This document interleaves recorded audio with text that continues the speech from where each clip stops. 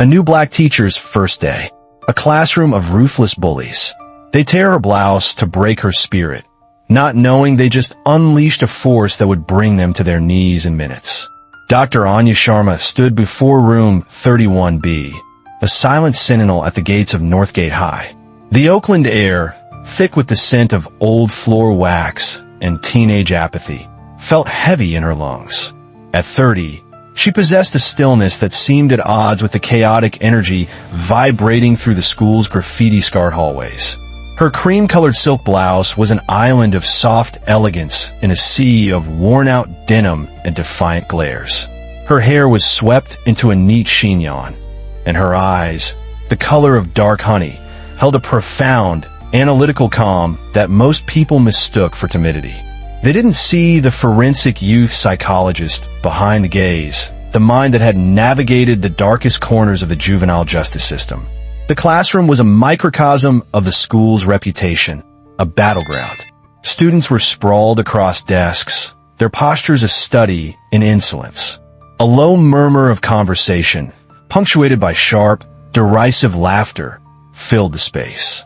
Anya took a deep, centering breath, her voice cutting through the noise with surprising clarity. "Good morning. I am Dr. Sharma. I will be your English teacher this year." She placed a leather-bound portfolio on her desk. "Let's begin with roll call." A ripple of curiosity, tinged with predatory interest, went through the room. In the back, a trio of seniors held court. Leo, the group's undisputed leader, watched her with a lazy, challenging smirk. His lean frame was coiled with a nervous energy, his eyes sharp and calculating. Beside him sat Marcus, a mountain of muscle whose physical presence was his primary form of communication. And completing the trifecta was Samir, a wiry kid with a quick, venomous tongue, always ready to deliver the verbal jab. Anya's voice remained even, a steady rhythm against the undercurrent of defiance. "Samir Ali?" "Present," he drawled, leaning back so far his chair groaned in protest. "Marcus Jones?" Marcus just grunted, not bothering to look up from his phone. "Leo King." Leo's smirk widened. "Yo, Dr. Sharma," he began, drawing out her title with mock reverence. "You sure you know where you are? This ain't some fancy college." A few sycophantic chuckles followed. Anya met his gaze without flinching, a faint, almost imperceptible smile touching her lips. "I'm exactly where I need to be, Leo. Thank you for your concern." Her composure seemed to irritate him. The roll call continued, but the tension in the room had solidified. It was a tangible thing, a promise of violence hanging in the air. As she called the final name, Leo stood up. He sauntered toward her desk, feigning interest in the syllabus she'd placed there. His movements were deliberately slow, designed to draw every eye in the room. Marcus and Samir watched, their expressions hungry with anticipation. Anya sensed the shift, the tightening of the invisible net. She remained perfectly still, her posture relaxed but ready. "Do you have a question, Leo?" she asked, her tone dangerously soft. He was close now, leaning over her desk, invading her personal space. "Yeah," he whispered, his voice a low growl meant only for her, but loud enough for the front rows to hear. "I got a question." Before she could process the words, his hand shot out. It wasn't a slap or a punch. It was something more intimate, more violating. He grabbed the delicate silk of her blouse, just below the collar, and yanked. The fabric, no match for his strength, tore with a sickening, ripping sound that echoed in the sudden, shocked silence of the classroom. The cream-colored material gaped open, exposing the smooth, dark skin of her shoulder and the thin strap of her black bra. The silence was shattered by a whoop from Marcus and a cackle from Samir. The rest of the class erupted in a mixture of gasps, nervous laughter, and stunned disbelief. Leo stepped back, a triumphant, predatory grin plastered across his face. He had won. He had broken her.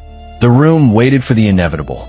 They waited for the tears, the panicked retreat, the crumbling of a new teacher on her first day. But it never came. Anya Sharma didn't move. Her face, a mask of cold fury, slowly turned toward him. Her honey-colored eyes had gone dark, hardening into chips of obsidian. She didn't cover herself. She didn't flinch. Instead, she straightened her spine, the torn fabric hanging from her like a battle standard. When she spoke, her voice was no longer soft. It was a blade of ice. "Sit. Down." "Leo." The laughter died instantly. The air in the room grew thick and heavy, charged with a new kind of energy. It wasn't fear of teacher. It was the primal, instinctual fear of a predator that has just realized it has cornered the wrong prey. Leo's triumphant grin faltered, replaced by a flicker of confusion, then a dawning unease. He hesitated, his bravado evaporating under her unblinking stare, and then, slowly, he slunk back to his seat. The bell shrieked, signaling the end of the period, but no one moved. They were all watching Dr. Sharma, holding their breath, waiting to see what happened next. As the students finally shuffled out of the classroom, their whispers were not of mockery, but of awe and trepidation. "Did you see her eyes?" one girl murmured. "She didn't even cry," another said, his voice hushed. The legend of Dr. Sharma had begun, not with a lesson plan, but with a torn blouse and an iron will. Alone in the silent classroom, Anya finally allowed her shoulders to slump. Her hand, trembling ever so slightly, reached up to touch the ragged edge of the silk. The sting of humiliation was a dull ache, but it was overshadowed by a colder, more familiar feeling: clinical focus. This wasn't a personal attack, not really. It was a diagnostic test. They were probing for weakness, for a fracture point they could exploit. They had used a crude instrument, humiliation, to get a reaction. What they hadn't counted on was the nature of her resilience. Before Northgate High, Anya's world had been one of sterile observation rooms, court-mandated evaluations, and the hollowed-out eyes of children who had committed adult crimes.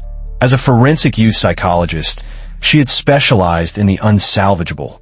She'd sat across from teenage murderers, gang enforcers, and kids so broken by trauma that violence was their only language. She had learned to read the subtle dialects of pain, to see the terrified child hiding behind the monster's mask. She had left that life behind after the case of a boy named Daniel. He was 14, a firestarter with a history of abuse that could fill textbook. Anya had fought for him, argued for therapeutic intervention over punitive sentencing. She believed she was reaching him, seeing flickers of the boy he could have been. A week after a judge sided with the prosecution and sent him to a maximum security juvenile facility, Daniel took his own life. The weight of that failure had been crushing. Teaching English in a tough public school was meant to be her penance, her fresh start, a way to connect with kids on the front end before they became case files and statistics. Standing in room 31B, the torn fabric a stark reminder of the morning's violence, she realized there was no clean slate. The dynamics were the same. Leo, Marcus, and Samir weren't just bullies. They were a pack, operating on a primitive code of dominance and survival. Their aggression was a symptom of a deeper pathology. And in that moment, the teacher receded and the psychologist took over. Her mind began to work, not on a lesson plan about Shakespeare, but on a treatment plan for the 3 boys who had just declared war on her. She wouldn't break. She wouldn't run. She would do what she had always done. She would diagnose the problem and systematically dismantle it. By lunchtime, the story of the torn blouse had morphed into school-wide mythology. In the teacher's lounge, she felt the stares, a mixture of pity, morbid curiosity, and a weary, "I told you so" resignation. The inevitable summons came just before noon. Principal Evans' office was a cramped space that smelled of stale coffee and quiet desperation. He was a tall, stoop-shouldered man with tired eyes and a coffee mug permanently attached to his hand. "Dr. Sharma," he began, foregoing any preamble, "I heard what happened in your homeroom." He sighed, running a hand through his thinning gray hair. "Look, I can have those boys in in-school suspension for a week. We can transfer you to the sophomore block. They're a little less feral." He took a long sip of his coffee. "No one would blame you if you walked. Frankly, I'm surprised you're still in the building." Anya sat across from him, a borrowed, ill-fitting cardigan covering her ruined blouse. She met his exhausted gaze with a calm, unwavering focus. "With all due respect, Mr. Evans, I'm not going anywhere, and I don't want them suspended." Evans blinked, his hand pausing midway to his mouth. "You don't?" "Dr. Sharma, Leo King, and his crew are responsible for 2 teachers quitting last year. They're a liability. Suspension is the least we can do." "And what will suspension teach them?" Anya countered, her voice soft but firm. "That they have the power to disrupt the system? That they can remove any authority figure they don't like with a single act of defiance? You'd be reinforcing their behavior, not correcting it." The principal stared at her, a flicker of something new in his eyes. Not pity, but genuine surprise. He was used to teachers demanding punishment, not deconstructing its psychological impact. "I can handle them," Anya continued, "but I need to do it my way. No suspensions. No parent calls. Not yet. Just give me the space to do my job." Mr. Evans leaned back in his creaking chair, studying her for a long moment. He saw no fear in her, no anger, just a formidable, almost unnerving level of confidence. He was a man drowning in bureaucratic red tape and systemic failures, worn down by years of fighting losing battles. This young woman, with her torn shirt and analytical gaze, was an anomaly he didn't understand. But she was also the first glimmer of something other than defeat he'd seen in a long time. "All right, Dr. Sharma," he said finally, a note of reluctant admiration in his voice. "Your classroom, your rules. But the moment it gets out of hand, you come to me." "Deal. Deal," she said, standing up. As Anya walked out of his office, her mind was already a whirlwind of strategy. The traditional tools of discipline, detention, suspension, shame were blunt instruments, useless against the complex armor these boys had built around themselves. To reach them, she couldn't attack the fortress head-on. She needed to find the secret passages, the hidden psychological weaknesses. She would not be their warden. She would be their strategist, their confessor, their undoing. The plan taking shape in her mind was audacious, risky, and professionally unorthodox. And it would begin that very afternoon. The atmosphere in room 31B for the afternoon English class was electric. Every seat was filled. The students weren't there to learn about gerunds and participles. They were there for the second act of a drama that had captivated the entire school. Leo, Marcus, and Samir occupied their usual seats in the back, a fortress of defiance. But Anya could see the subtle cracks in their armor. Marcus's bravado seemed forced, Samir's smirk was a little too tight, and Leo, for all his feigned indifference, couldn't stop his leg from bouncing nervously under his desk. Anya walked in wearing a simple, dark blue button-up shirt, the picture of composure.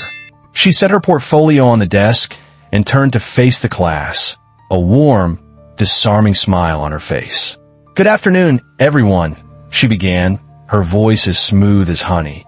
"Today, we're going to set aside our scheduled reading. Instead, we're going to talk about stories." A collective, almost audible sigh of confusion went through the room.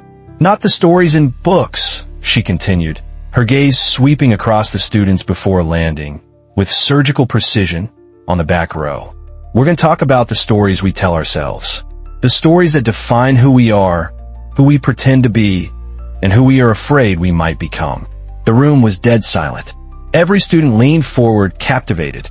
"Let's start with you, Leo," she said, her voice gentle but inescapable. "What's your story?" Leo froze.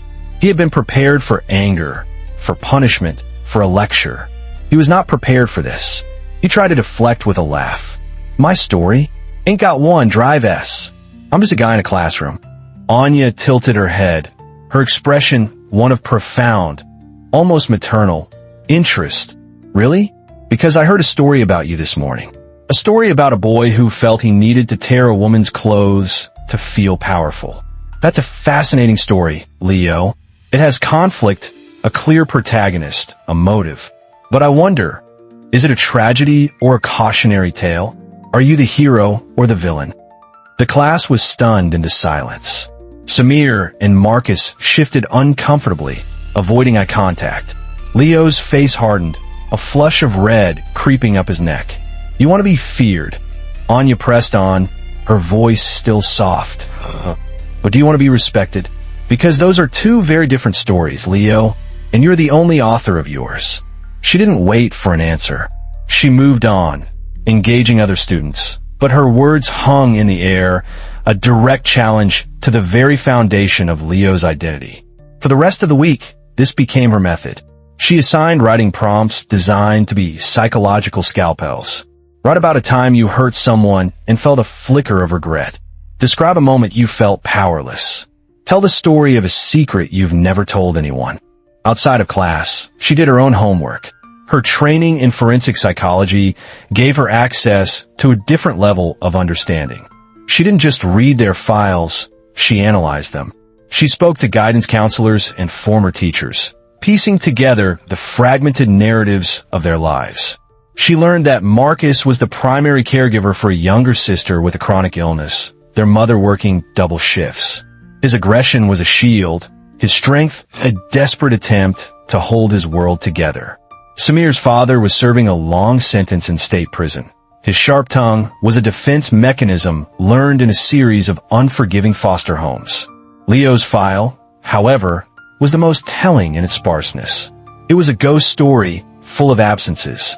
An absent father, a mother who had signed over custody to an overwhelmed grandmother, a long list of addresses. He wasn't just a boy with a chip on his shoulder. He was a boy who had been systematically erased by the people who were supposed to write his first chapter. Anya knew that children who feel invisible often resort to the most visible acts of destruction just to prove they exist. And she was about to give Leo the biggest stage of his life. 2 weeks after the incident, Anya announced the capstone project for their unit on narrative identity. It would be a school-wide public reading in the auditorium. The theme, redemption. A collective groan went through the classroom, but Anya's eyes were locked on Leo. "You all have a story worth telling," she said, her voice resonating with conviction. "The only question is whether you're brave enough to share it." The day of the reading, the auditorium buzzed with the energy of a sold-out show. Students, teachers, even a few curious parents filled the worn velvet seats. Anya, standing at the podium in a striking crimson dress, commanded the stage with an effortless grace. One by one, students walked up, their voices trembling, and shared stories of regret, forgiveness, and second chances. The air grew thick with raw, unvarnished truth. Then, it was Leo's turn. His name was called, and a heavy silence fell over the auditorium. He didn't move. He sat frozen in his seat, his face pale, his knuckles white where he gripped the armrest. Marcus nudged him. "Go on, man," he whispered. "I can't," Leo muttered, shaking his head, his eyes wide with a terror no one had ever seen in him before. "I ain't doing it." The silence stretched, becoming uncomfortable. Anya stepped forward from the side of the stage. "That's all right, Leo," she said, her voice amplified by the microphone, calm and reassuring. "You don't have to read your story. But with your permission, I'd like to read a different one." Before he could respond, she pulled a folded, yellow document from her portfolio. It wasn't his essay. It was a copy of an intake form from a juvenile diversion program he'd been sent to when he was 13. An official document. A piece of his hidden history. "This is a story about a boy," Anya began, her voice steady but infused with a profound empathy that silenced every whisper in the room. She read from the form, her voice giving life to the clumsy, angry scrawl of a lost child. "Question, why are you here today?" she read. "Answer, because my dad didn't want me. He left, so I broke a window. I wanted to break something that someone else cared about." A collective gasp went through the audience. Leo stared at her, his face a mask of disbelief and horror. His deepest shame, unearthed and laid bare for the entire world to see. Anya continued, her voice softening. "Question, what do you want to be when you grow up?" She paused, taking a deep breath before reading the boy's heartbreaking answer. "Answer, I don't know. It's hard to be something when you feel like you're nothing." The auditorium was utterly silent. You could have heard a teardrop. Leo's face had crumpled. The tough facade, so carefully constructed over years of pain, shattered into a million pieces. His shoulders shook with silent, racking sobs. Anya folded the paper and looked directly at him. her voice now a powerful declaration that seemed to reach every corner of the hall. You are not nothing, Leo King. You never were. The room seemed to hold its breath for an eternity. Then, slowly, shakily, Leo stood. He walked toward the stage as if in a trance, his steps unsteady. He took the crumpled essay from his back pocket and stood at the podium, his hands trembling so violently he could barely hold the paper. His voice, when he spoke, was a raw, broken whisper. I tore Dr. Sharma's blouse. He began, his voice cracking. I did it because I wanted to feel in control. Because every single day, I feel like I'm not. He took a ragged breath, tears streaming down his face. I'm sorry, Dr. Sharma. I'm so sorry. I didn't know you would see me. He kept reading, his words a torrent of pain and confession. About growing up too fast, about hiding his fear behind a mask of rage, about the crushing weight of feeling invisible. When he finished, his essay falling from his trembling fingers, the silence was broken by a single, sharp sound. It was Marcus on his feet, clapping, his own face wet with tears. Then Samir stood, joining him. And then, like a tidal wave, the entire auditorium rose to its feet, the applause not just polite but thunderous, a wave of understanding, forgiveness, and shared humanity that shook the very foundations of the building. Backstage, in the dusty, dimly lit wings, the three boys approached her. The air was thick with unspoken emotions. Jaden, his usual swagger completely gone, was the first to speak. His voice was quiet, almost a whisper. We're sorry, Dr. Sharma. For the blouse, for everything.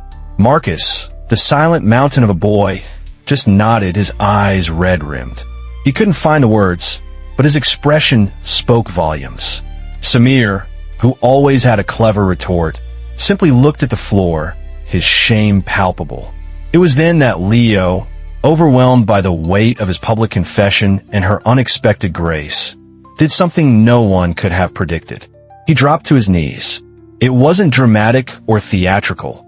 It was the heavy, final gesture of a defeated soldier surrendering his sword. We were wrong. He choked out, his head bowed. Please, forgive us. Marcus and Samir, seeing their leader on the floor, quickly followed suit, kneeling beside him in a stunning tableau of broken pride and raw contrition. Anya looked down at the three most feared boys in Northgate High, now humbled and kneeling before her. She felt a surge of profound emotion, not triumph, but a deep, aching empathy. She knelt down with them, bringing herself to their level. Get up, she said softly, her voice firm but kind. Apology accepted. But this was never about me. It's about you. What you do from this moment forward. That is what matters. They rose, their eyes filled with a new light. It wasn't fear. It was respect. A deep, abiding respect for the woman who had seen the worst in them and had chosen to show them their best. In the weeks that followed, the change was not just undeniable. It was seismic. The story of the torn blouse and the public reading became a Northgate legend, but its meaning had been transformed. It wasn't a story about a prank. It was a story about redemption. Leo, no longer hiding behind a mask of rage, began to channel his natural charisma into leadership. He organized a peer tutoring group, his sharp mind finally put to constructive use. Marcus became a fierce protector of the younger, more vulnerable students, his physical strength now a source of security, not fear. And Samir, the boy with the venomous tongue, discovered a new voice in poetry, his raw, powerful verses earning him a spot in the city's youth slam competition. Room 31B became a sanctuary. It was a place where students weren't afraid to be vulnerable, to share their stories, to listen. Anya's leather portfolio, once filled with lesson plans, now overflowed with notes on her students' dreams, their struggles, and their small, hard-won victories. Her first year at Northgate High was not easy. The ghosts of her past still whispered to her in the quiet hours of the night. But now, they were joined by new voices, the voices of kids like Leo, Marcus, and Samir. Kids who reminded her that second chances were real, not just for them, but for her too. She had come to Northgate hoping to teach, But in the end, she had been the one who learned the most profound lesson, that sometimes the most broken things can be put back together stronger than they were before. Now, it's your turn to be part of this story. Where are you watching from today? Whether you're in a big city like Oakland or a small town in the middle of nowhere, your story matters. Drop your city in the comments below and let us know what part of Anya's journey resonated with you the most. Please, comment with respect for everyone's perspective. Your voice is important, and we want to hear it. And if this story moved you, don't forget to share it and subscribe for more content that matters.